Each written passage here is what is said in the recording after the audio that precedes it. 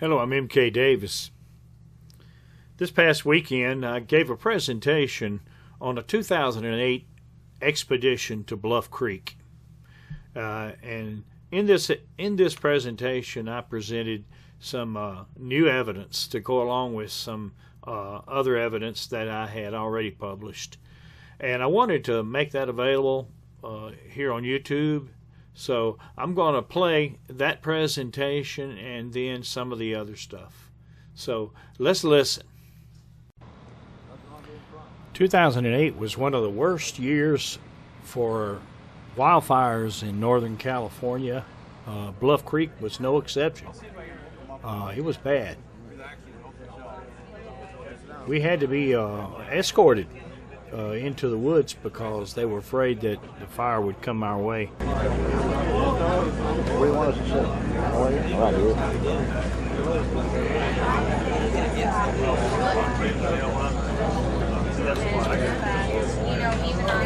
That guy 2 weeks, he said. We don't want to follow him. We want him following us. But it's too late now, but we're trying to get it switched around.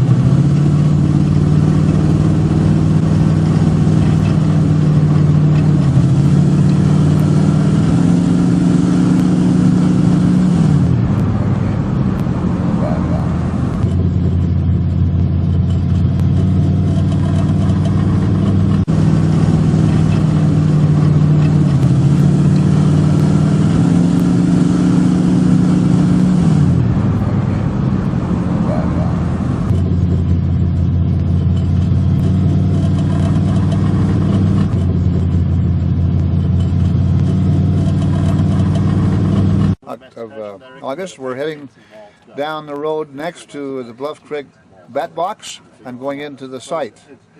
The permission has been given to us by the Forest Service to go on down in spite of the fire situation, and we're anxious to take a look.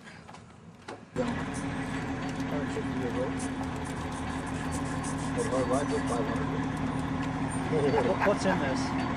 The light solution of Clorox. That's it? Peroxide, you say? Clorox? Clorox. That would usually kill anything. Is it straight Clorox? No, it's 1 gallon of Clorox for 1,000 gallons of water. 1 to 1,000. There's your open road picture right there. All right, let's do it. Take a picture of the road, open road picture.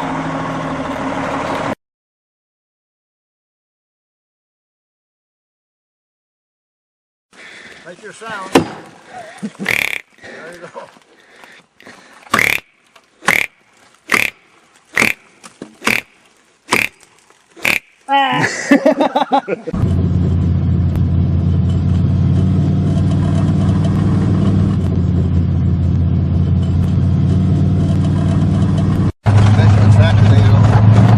Good friend. Y'all want to take a look at what we're doing?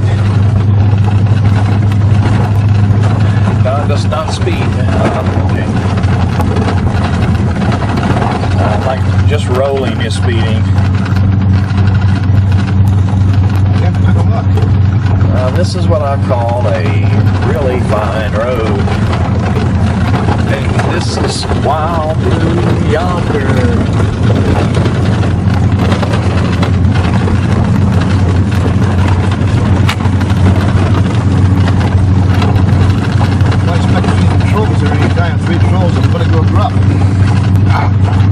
This is too rough for gruff.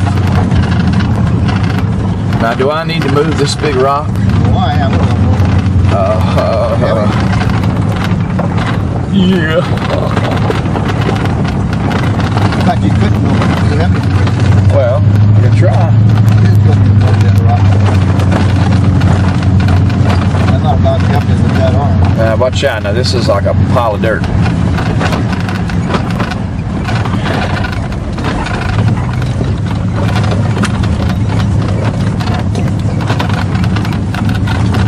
Alright folks, you just saw a unimproved road in California. Oh, this is mud. Ah, the moon over Bluff Creek.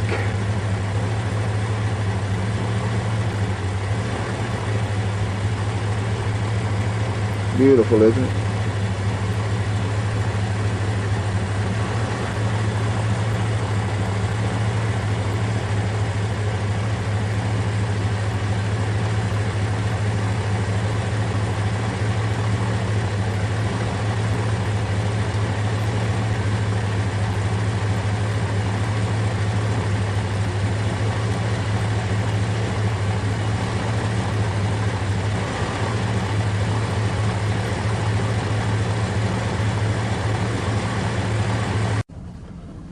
It's now midnight.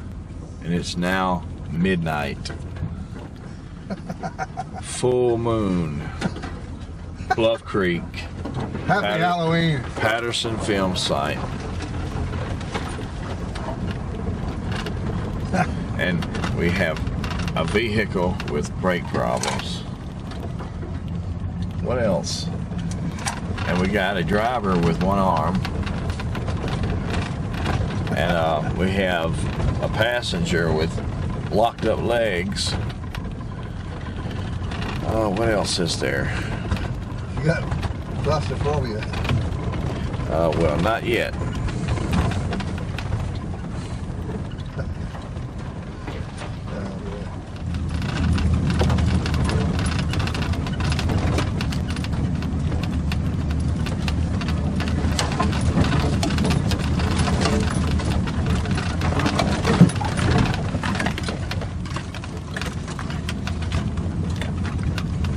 Mat boxes. This is it. Actually, we could pull way down there and help our case out a whole lot, you know? If we pull way down there, it'd be a lot less to walk, farther to walk. You know, you can drive right down through there for a good ways.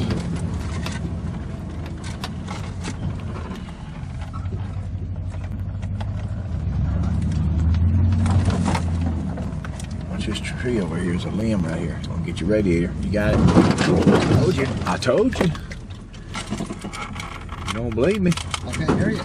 I said, watch it. It's gonna get your radiator.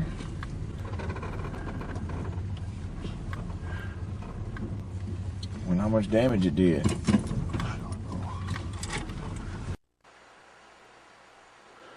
This is some of the damage that's sustained by Don Monroe's four-wheel drive Suburban last night as we try to come into this place. See this stick right here was jammed up in there. Got above the little encasement there for the lights, and just jammed up under there and lifted the hood up. We're gonna get it and beat it back out, and where the hood already lay down flat, and count our losses and look our wounds and get out of here shortly. Anyway, it's been fun. It's been a great trip here to Bluff Creek.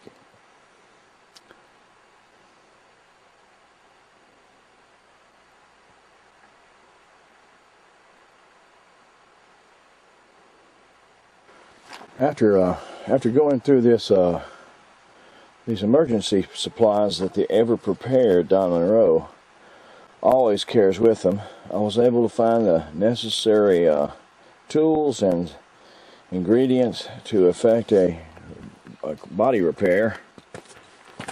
Can hardly tell it now on Don's four-wheel drive, with the use of a heavy rock and some glue and after retrieving the pieces, looks like it's going to be almost good as new, but a little wound, but not bad.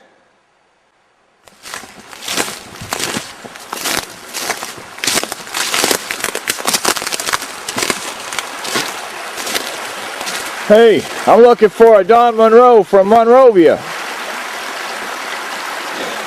You're the man, hey?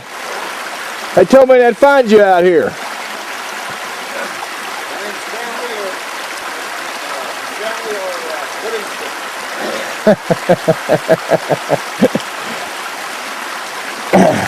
They told me you had a flying trapeze act.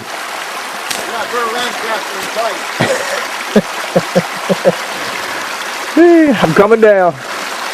Okay, when you first showed up there a minute ago, if I hadn't known you was there, I never would have known it. And he was inside of me. How easy it would be something to come up on us, you know? Well, you know, Don, I didn't see you till I came right up on the edge of that cliff. I ain't much to see either. But regardless of that, I was looking for you coming out, you know, along this creek. Well, I actually stopped in several places thinking I was coming out on the camp. The whole case and point is that, you know, if a person isn't looking for something, they're not going to see it.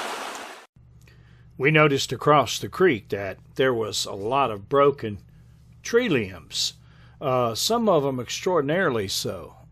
Big saplings, broken, some of them quite high up. The ones that weren't broken were bent, pulled over, and they were used to make little formations, little structures. We're going to go over there and get a little closer look.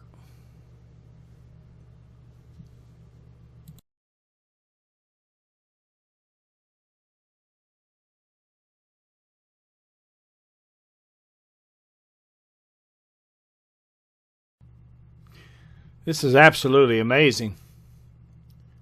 The size of these trees and the saplings, and they're all in one spot, a little circle.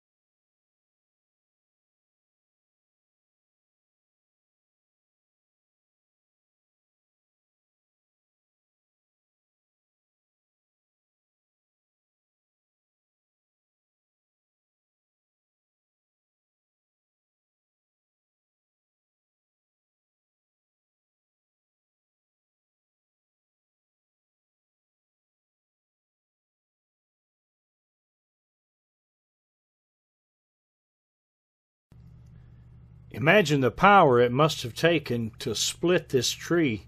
This terrain down here is sure to show the terrain. Now, this is the slope that we had to climb up, or the mountain. You can see how steep it is. Bluff Creek. That's Bluff Creek down this way, almost straight down. Right above the Patterson side, actually, and we're following this trail right here that I'm on that goes up the side of this really very, very, very steep hillside. And we're going to see where this trail leads. Do some investigations up here on the hilltop, if we can reach the hilltop, and see if we can find some rock overhangs or things of that nature. You know, like I said, this is a really rough terrain. It's not easy walking, and as a matter of fact, it's dangerous walking. Because if you trip and you fall here, you go a long ways before you stop. Well, Don Monroe did trip, and he did fall, and about 50 feet down into a ravine. All right, what this is right here is a cliff that Don Monroe fell off of. He slid down, lost his footing, slid down the side of a steep hill. About what incline do you think, Don? About 45. 45 degrees. 50 degrees. And at high speeds came off this cliff down into this ravine right here, where you have waterfall, a little waterfall and a trickling brook. He flew through the air right here, spun around in the air and landed on your back. Arm and back. And he's resprained his arm doing so. He's taken his belt off and he's got it held up there, but he can't lift his arm up right now, and we're trying to get out of here. It's a very beautiful place, but as you can see, it's very rugged. Get down there, man. We've got to traverse this all the way out to Bluff Creek. And Don's laughing to keep from crying, I know. I'm not crying, but he's hurting. no laughing matter. And we're going to try to do this, and we're going to try to film as we go, and hope we don't get another disaster on film. We didn't get the other one on film, but It was no way to film because I was almost ready to fall after him. We finally got out of there. Don's trying to get cleaned up and nursing that arm at the same time. So stupid.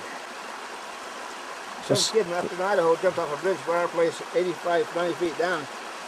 He's head in the rocks and killed him about 4 years ago. Well, I have to be honest with you, Don. Sailing through the air 50 feet off a cliff. Get me on that, Sean. Probably not the smartest thing to do. I don't want the world seeing me. Done light up old fire. Like an old chicken roaster. Turn that son of a bitch off. I ain't turning nothing off. This is going to be a classic production here. I'm on one leg, you bet. Come and get me, old guy. one arm man. Oh, he's going for his gun. I better cut it off. Get my hat on. Captain Morgan. Now, here, get this. I'm getting this gun. Get this gun here and shoot. Don't shoot. I won't take no more film. Shoot. Don't shoot. I got my foot all dirty now. What's that you got in front of your hat? I don't know. Don't fill any more of this. I got to film till you make it to the top. All right. Indiana Jones, ladies and gentlemen.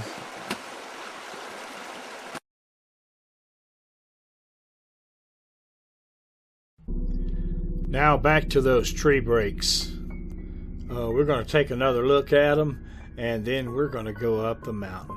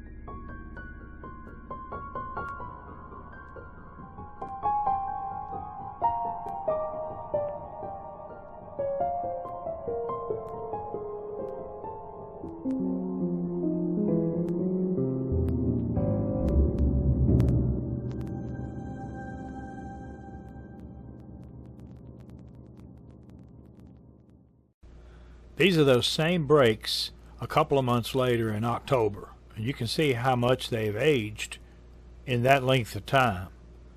That means that when we got there in August, they were very fresh, had just been broken. Here's a comparison.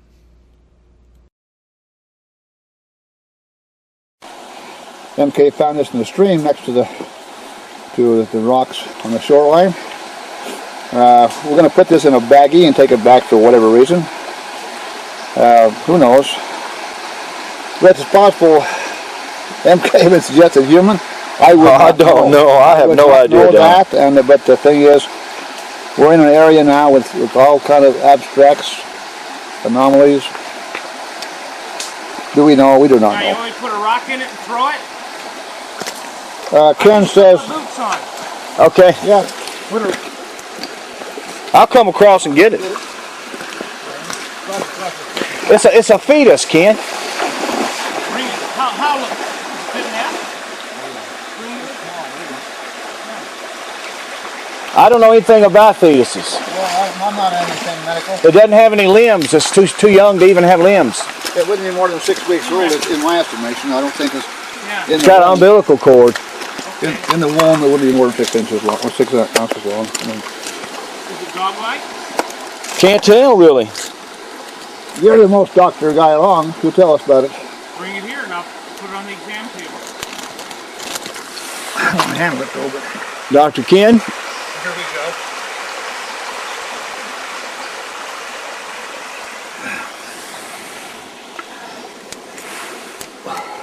There you go, Don. seal it, will you?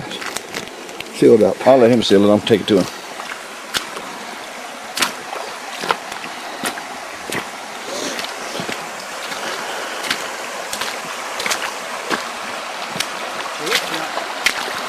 That's it? Yep, it's a fetus. It's real small. Yes.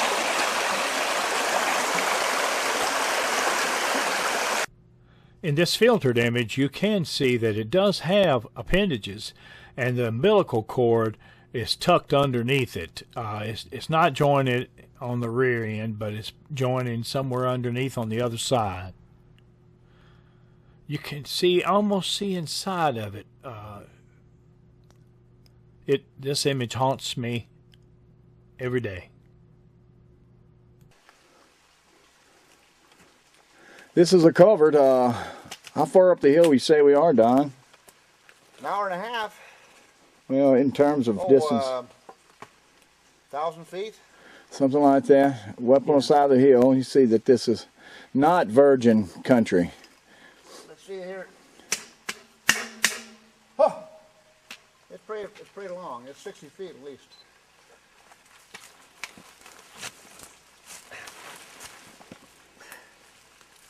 Good side here. Whoa! Now that's something interesting. What are you seeing, Don? I'm not sure yet. Can you come over here and look in there? There's something stuck. Is that a rocks now? Is that rocks or is that something else dug in there? Let me zoom in on it. I don't know if I can get in that low light or not. How's that? Now, is that rocks or is that something else? I got my darn lens cap on. I'll go back there and see what that is. Hold on. I got a duck Let me walk, zoom though. in. You get zoomed past you, Don. I can't do it. It just the light's not any good. Can you get a light on it a little better? That's all. It doesn't telescope. It doesn't. Project. It's what you see is what you get. No pun intended. They look like rocks, but I can't tell. I'll go in there and take a look. Pull the stick to one side a little bit.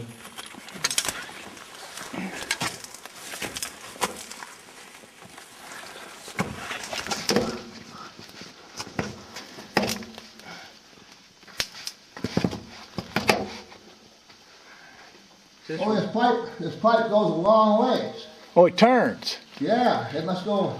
Oh, yeah, I see. It turns, goes to the left. It shows water running out part of the year. There's rest on the bottom a lot.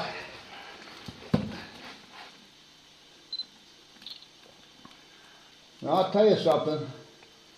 When I get there.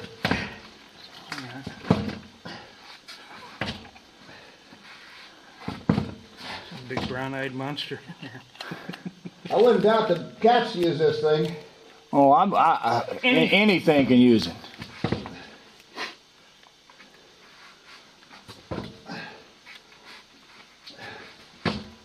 You know it's got water flow. But whatever, you know. What is that, Don? That big pile? Well, that's where when this thing turns, it's got a crack in the pipe. Uh-huh. When the crack's about 6 or 8 inches wide, the dirt's filtered through over the years. The dirt's filtered through with water, pushing it down. Yeah. I'm going to go to the other end, if there is anything. We're going to make... I think there is, Ken. Do you feel any airflow? I can see light back there, way back. You can? Yeah. They're probably watching TV.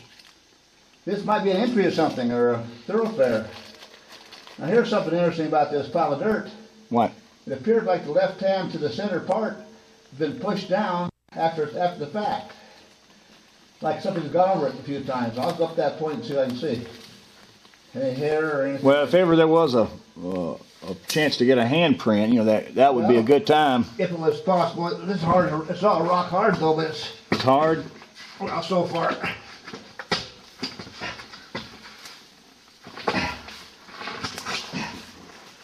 So I'll tell you, you'd agree if you're here. Now this pipe goes down there and it's bent, Ken.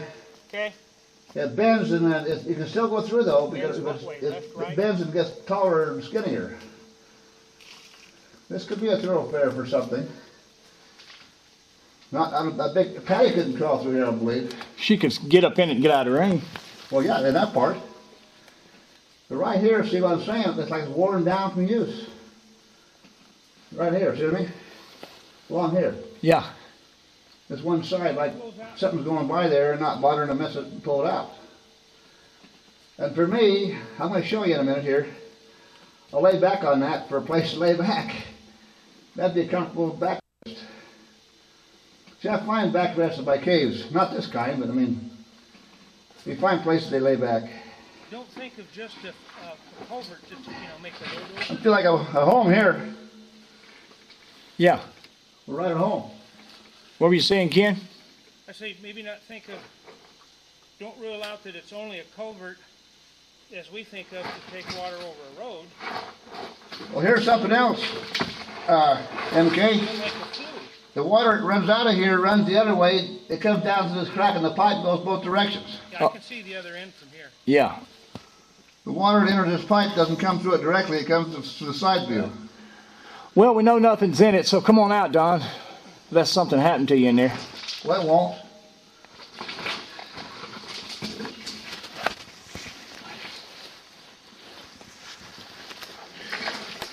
You ought to photograph this hole. MK, Yeah. you ought to photograph this hole. I can. I don't have enough light in there. I don't have a flash. I got a camera. I got a small camera. I can take a picture. Well, we're going to make our way on up to the upper end of this thing. Okay, I'll come out. Before something grabs me.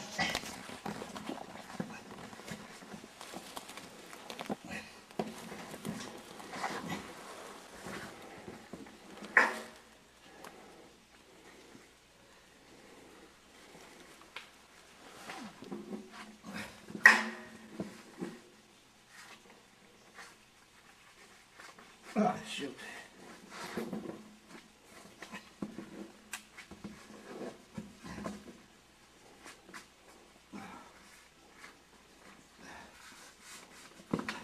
Ouch.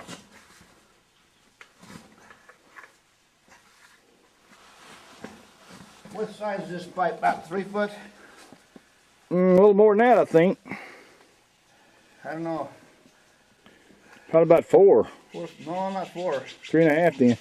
Yeah, not 4 feet. But you're right, the effort to get this thing here to mega machinery. It's been here a long time.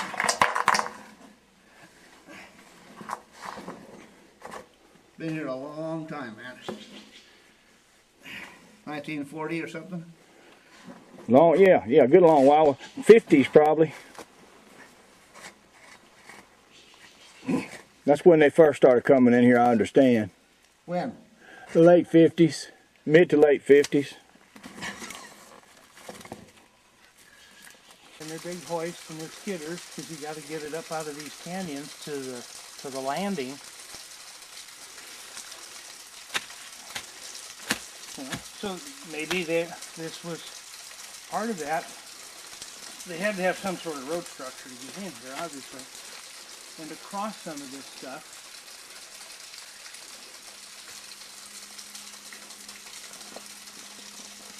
And it could be just an opening in the trees too. It could be any number of things without really looking through the hand. It's all speculation. But see, there's a landing up, an opening up here above it. A fairly good opening.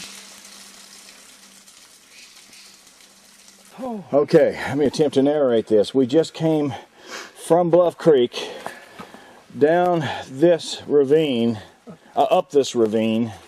You're looking down it, up this ravine, all the way up to this old cat skinner road, this logging road that's on the side of the hill or the mountain. And this road was obviously made with a lot of trouble to get these logs out of here. You can see it's an old road, goes around here, down in the culvert, down the gully there. There are two culverts, and they kept the road from washing away by them culverts, and you see what we're talking about here. This is, my understanding, is done back in the 50s, so I don't really know how old it is.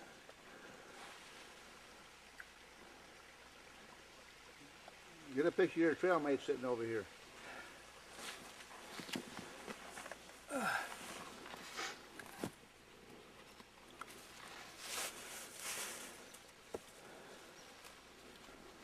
Hey, there's a bark. Well, as you can see, While I'm running my mouth about how I didn't think there was any more Bigfoot in Bluff Creek than anywhere else, plenty of accesses down to the creek. there was someone or something So it's not like this staring at me. Country is undeveloped or never been touched, or it's pristine. I think perhaps at the time that these roads were first being built, that this area may have been very little traversed by people, and maybe that's perhaps why the Sasquatch were in here in the numbers that they were. And I know that bringing heavy equipment into an area, sensitive area like that, probably did create some situations. But as to the conditions that are here right now, you know, you go up the hill from Bluff Creek on either side, and you run into roads. There's access roads to the creek. There's bridges across the creek. People have been in and out of here, and in recent years, probably more than ever. So this is why even though this is rugged country, and it's beautiful country, and it's not totally pristine. It's not the last stand for truly wild America by any stretch of the imagination. There are places still like that, though. But it's a historic place. At one time, Sasquatches were here. Probably are here on occasions. I don't know. I'd like to think so. I've heard some things down here to lead me to believe that I was perhaps in the presence of them, but cannot prove it. So that's pretty much where I stand. That the Sasquatch, at least the area of Bluff Creek, as far as Sasquatch habitat, is probably not any better than any other place at this time. Rugged country, Sasquatches undoubtedly live a pretty dismal life. I guess they like it, but to me it would be dismal. So with that being said, you know, and I give you a little last minute view, you can see just how rugged and steep it is here. There's the trees way up above my head. Fall colors just returning. Just beginning to, leaves just beginning to turn. Here I slow the footage way down. Take a look at the lower left corner of the frame. And as it progresses, you'll see a silhouetted figure. And as it moves across, it'll brighten up.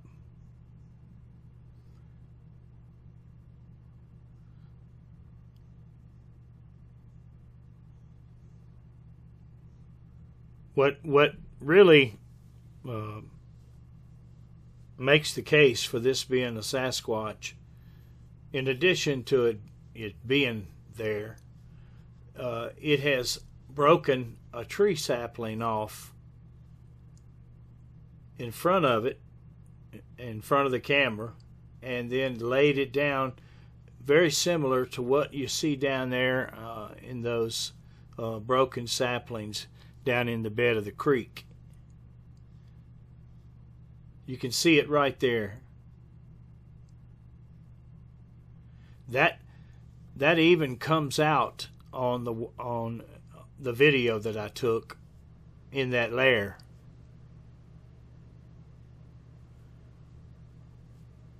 As I stepped into the lair, this creature must have stepped out.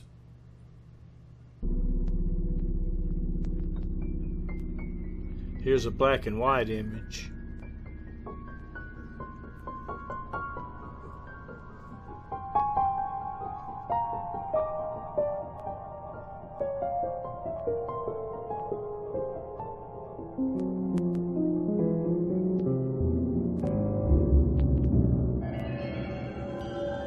Wow.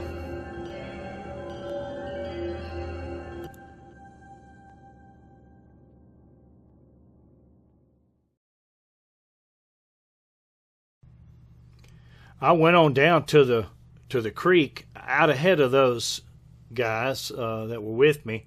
They stayed up there and nursed their feet and dressed them. And I came on down, and I stood out in the creek and was going to film them as they came walking up the creek. And something shows. You could see it in the lower right-hand corner of the screen.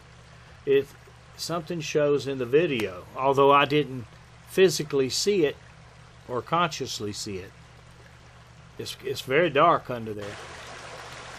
You'll see that it's got something white in its hands, like a cloth.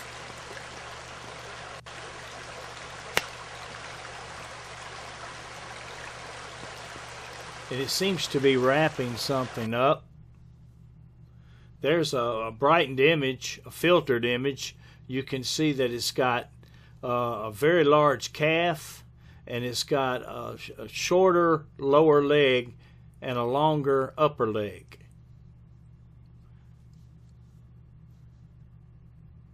Very long feet.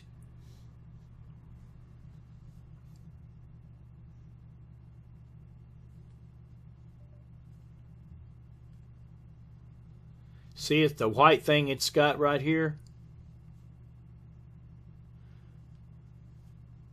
It's like a towel or cloth.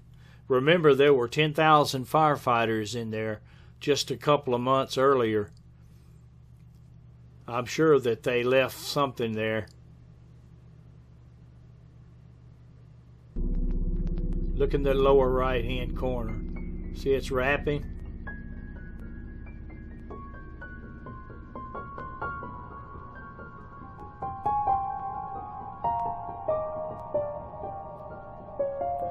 There you see an enlarged version. You can see that it's animated. Whatever it's got wrapped in the cloth is animated. And this one, after the clacking of the two rocks, it backs back up into the brush beside this log and disappears. If you look, there's a log right on the other side of the knees there, and it goes right on into that brush. And that's we're going to talk about that in a few minutes.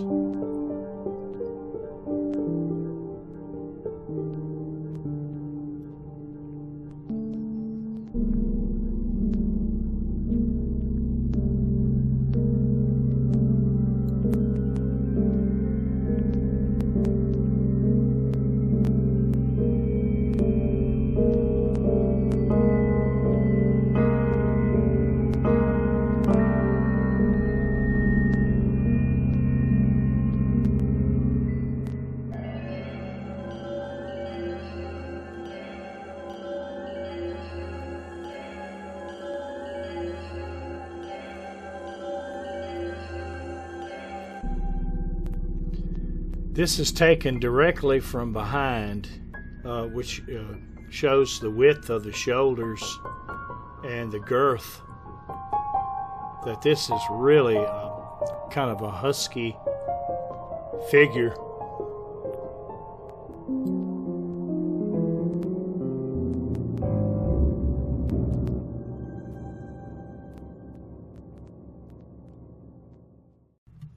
Okay, so now let's take a look at some of this other evidence. Let's go and take a look at these markings on the trees. These marked trees were on either side of those broken and busted limbs down on the creek bed that were the first thing to come on the video. They were on either side, and they were done at different times. See, this one right here is much newer and fresher than the other one was. Let's wait on the other one to come back.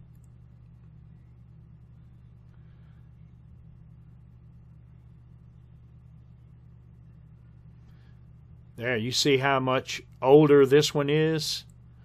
And they're on either side, directly opposite each other, on the edge of that cluster of broken limbs. Dots and dashes.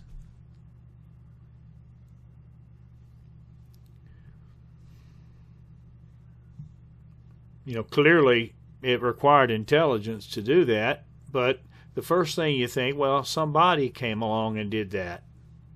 Well, let's just continue to watch.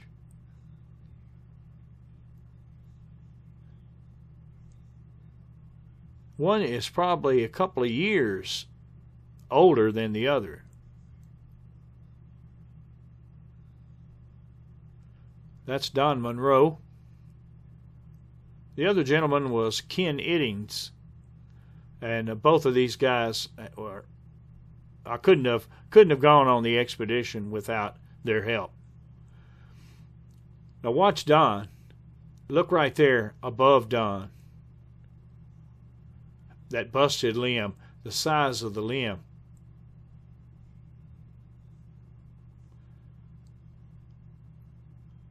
That's yours truly. A much younger yours truly.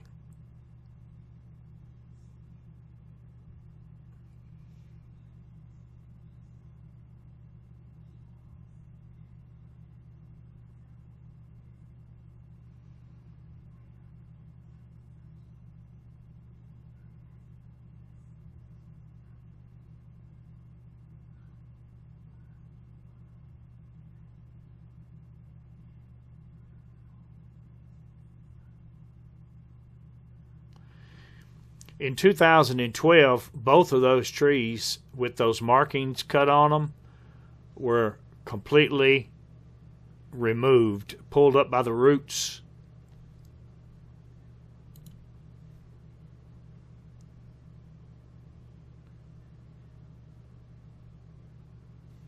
In this particular one, look how big, let me go back to it.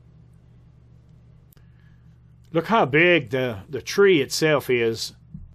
It was broken off right above those markings and just laid over neatly onto the ground in the brush.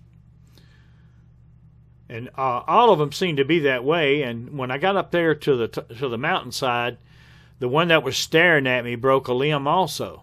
And there he is. And see the limb in the front, and see the limb laying down real neatly like that other one was. Just a similar thing. In the lair was a deer carcass that was pretty degraded, and the bones were broken open and the marrow sucked out of them. We found tracks around that carcass going up the hill, so apparently when I entered the lair, the Bigfoot or the creature exited the lair up the hill. And here's Ken Iddings and Don looking at the tracks in the lair. So when I went in, he went out, and there he is, staring back at me through the brush.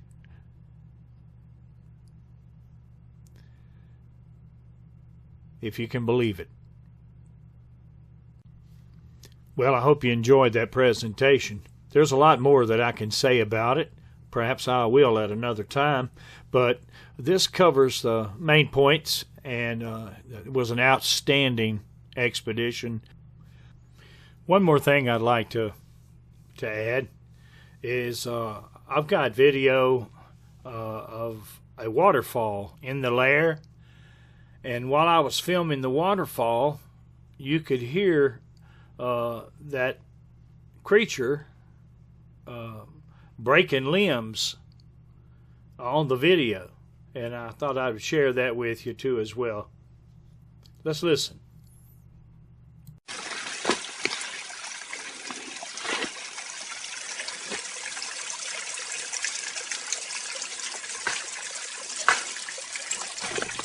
Now, did you hear that?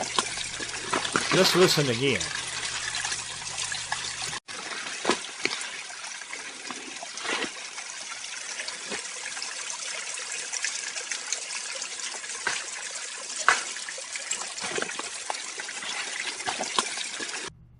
One more clip and we'll call it a day. And this is going to involve Don Monroe.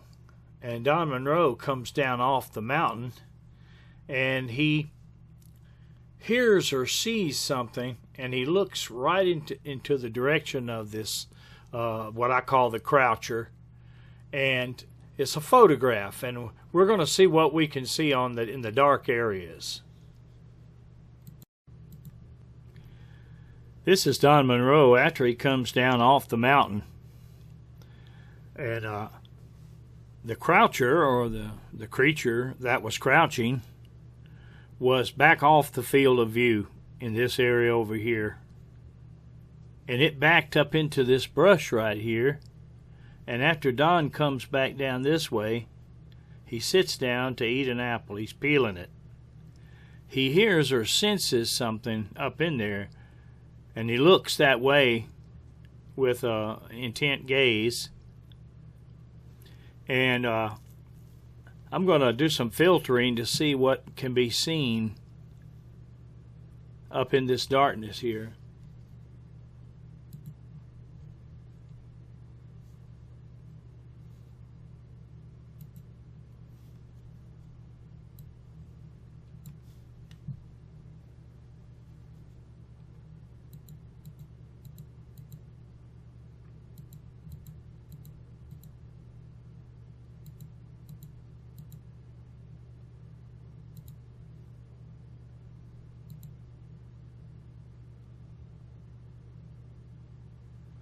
All right. You can see up in there pretty good. This is what I'm interested in right here. Let me just clip that out.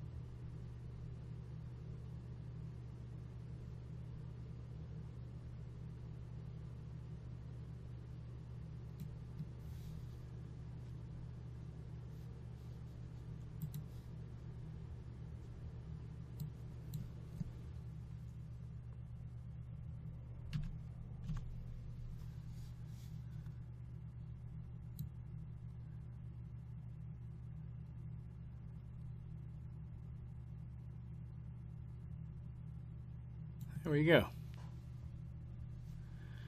See where he's looking?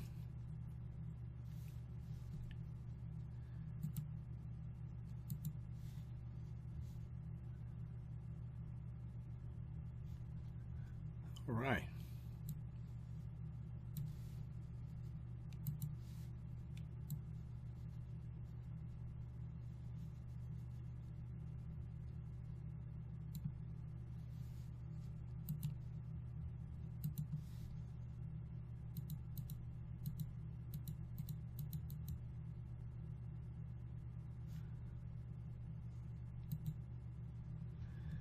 All right.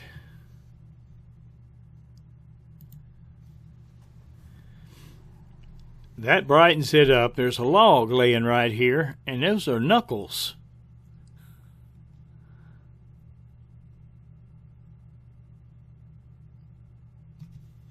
Remember, this thing was sitting right here.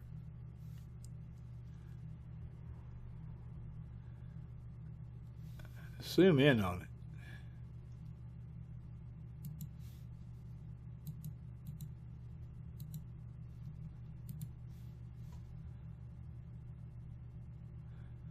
All right.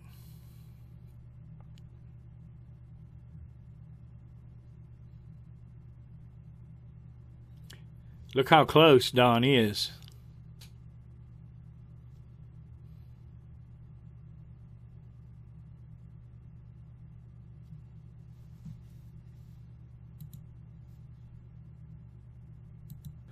I hope that you've enjoyed this presentation. It's an awful lot to digest, but it was a very eventful day and a very eventful expedition.